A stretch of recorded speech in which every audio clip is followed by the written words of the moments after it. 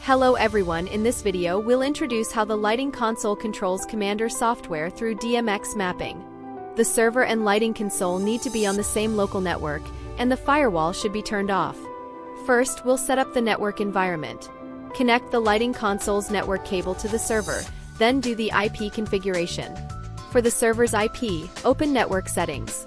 Set the server's IP address to 2.0.0.1 and the subnet mask to 255.0.0.0. Save. Next, we'll set the IP for the lighting console. We'll use the MA2 simulation software for simulation. Open Network Settings and configure the IP.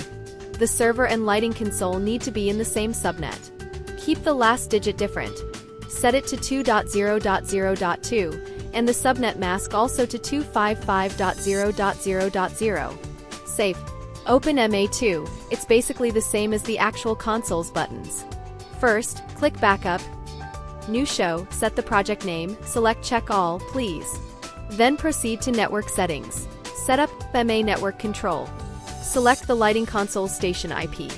Create session. On the left, our IP address appears. Close the window, then click Network Protocols.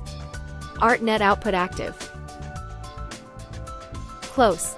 Click MA Network Configuration. Add IP. Set the lighting console's IP. After setting, close the window. Then click Patch and Fixture Schedules. Write a name. Select 2 dimmer 00. We'll use 10 for simulation. Apply. 10 channels appear on the right. Close. Yes. Then close this window as well. In this blank window, click the mouse. Sheets channel. After entering, another window will pop up. Select the yellow ball in the upper left. Title buttons. Check link faders. Check the link faders button in the channel window as well. Select the 10 channels added. On the right we can see Executor 1 to 15. Click to view the 10 buttons on the lighting console.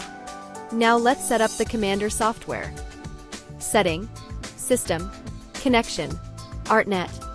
Enter the lighting console's IP address. Then proceed with mapping.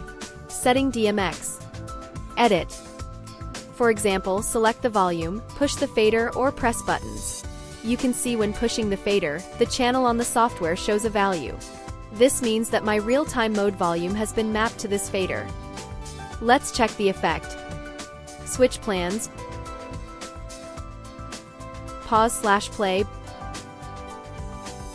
The volume.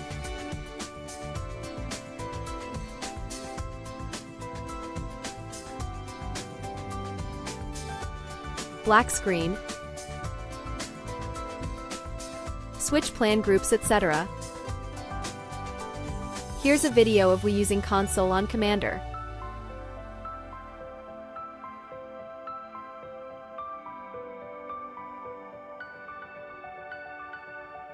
That's all on how to control the Kommander software through DMX mapping using the MA console. Thank you for watching.